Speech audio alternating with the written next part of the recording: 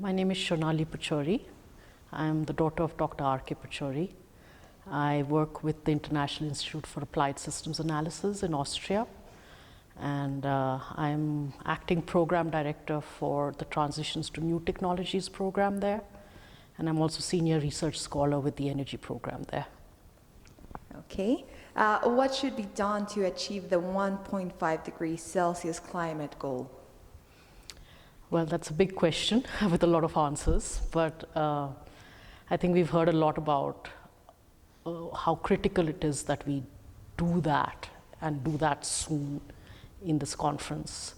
And also we've talked about various actions that can be done to achieve the goal.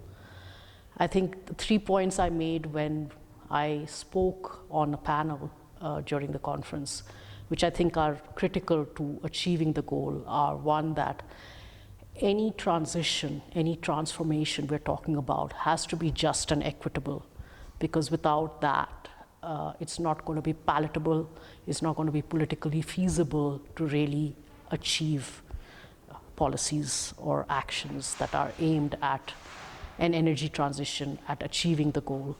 So any action that we take, any policy that we are trying to implement must be just and equitable. It must look at the distributional implications, and it must try to safeguard the poor, the vulnerable, in the best way possible. And moreover, there's a real strong need to be talking not only about technology and finance and innovation in terms of technological progress, but there's also a very strong need to be talking about innovation in society. So lifestyle changes, behavior changes, having social practices that are resulting in less of a footprint of our living on the planet.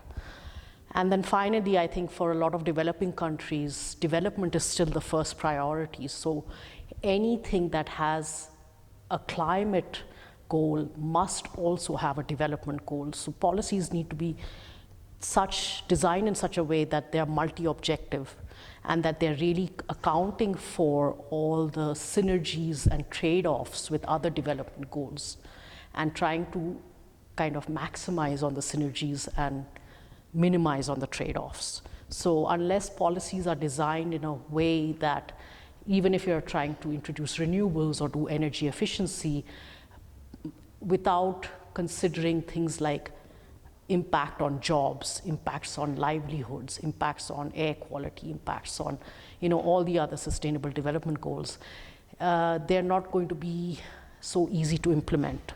So that's why I think there has to be really a shift in terms of having more coordinated and integrated policies being designed. What is the role of forums like the World Sustainable Development Forum for catalyzing action for achieving the Sustainable Development Goals?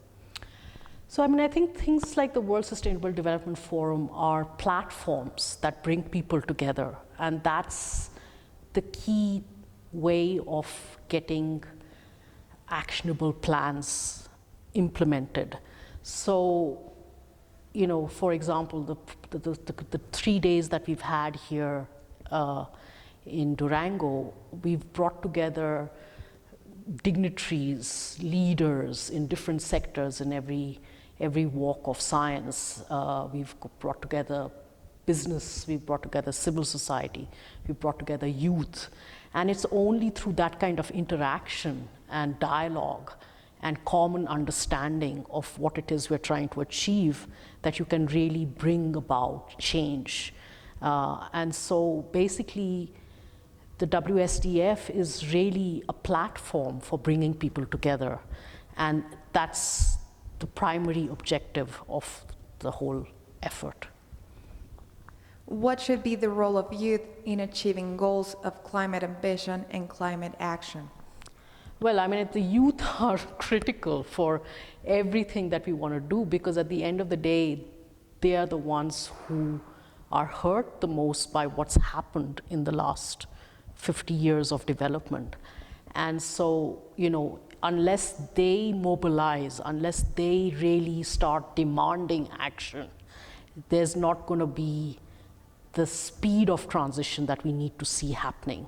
So basically, I think youth need to firstly educate themselves, connect with each other, and use platforms like the WSDF and POP to really kind of mobilize in ways that can then result in them demanding actions of their politicians and their leaders to bring about the change that we need to be seeing.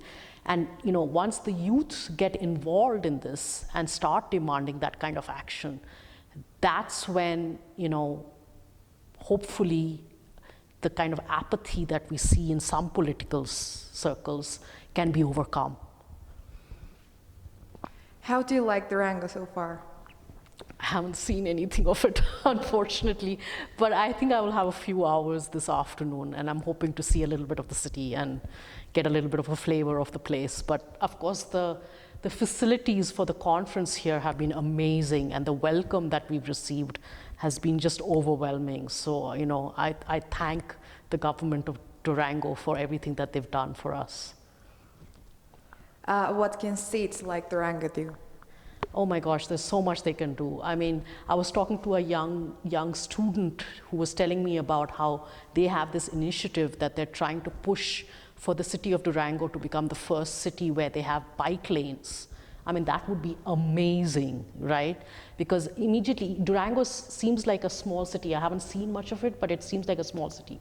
So if you had bike lanes and made it safe for cyclists to be able to move around the city, imagine how much that would improve air quality because you're having less buses and cars, B, health of people because they're getting exercise, and C, I mean, that maybe that will end up being a model for other small cities around Mexico to also, but I mean, that's just one example, there's so much more that can be done in every sector, in every sphere of living, whether it's related to diets and food or mobility and transport or industry or, we need transformations in all these sectors. So every city, every state needs to be doing something. Well, thank you so much. Thank you so much.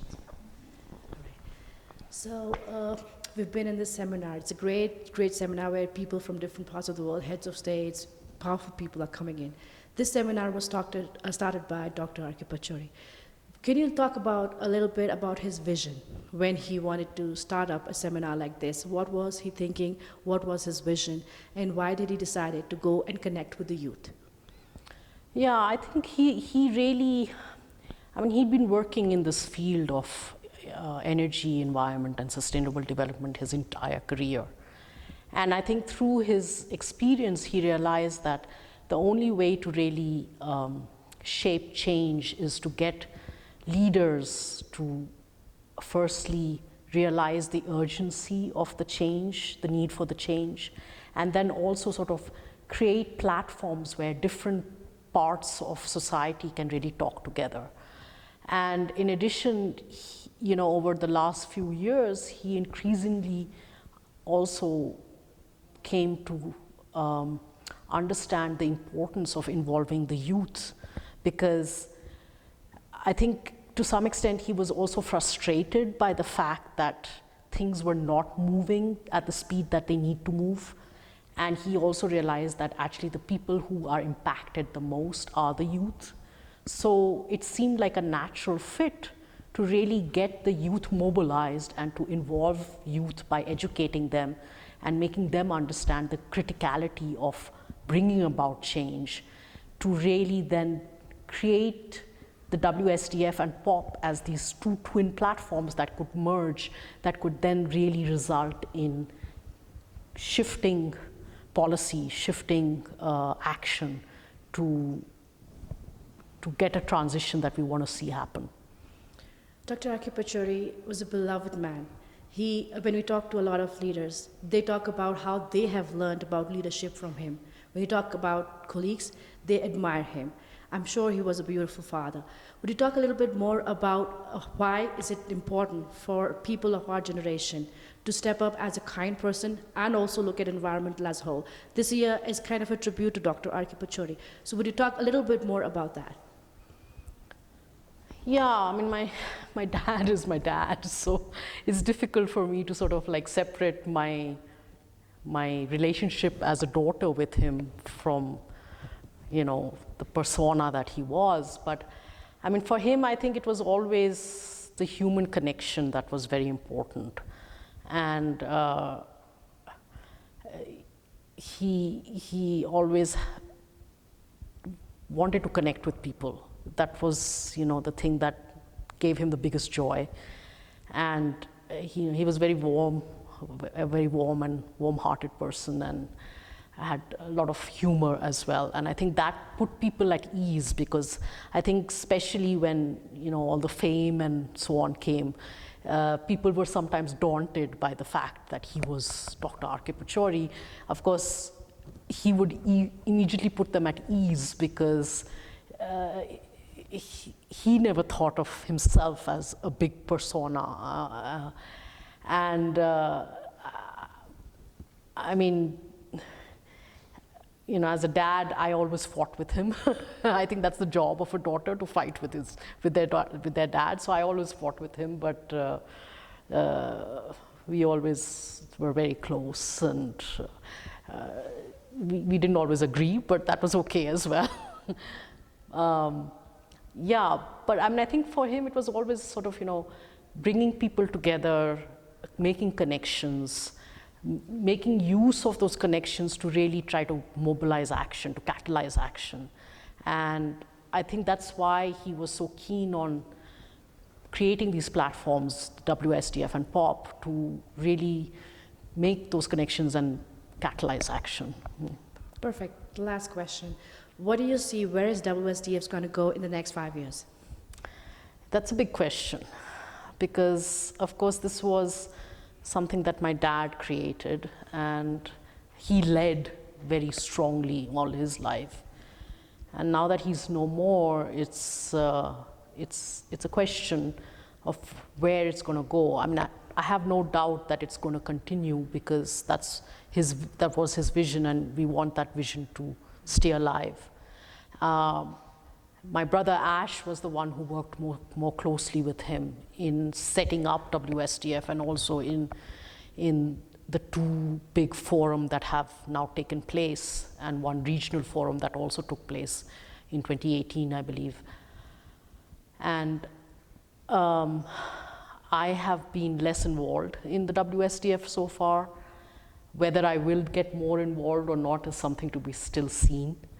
But I have no doubt it's going to continue, and I hope that with the goodwill that we've seen in this WSDF, we can build further on sort of really making this an even bigger platform for connecting people.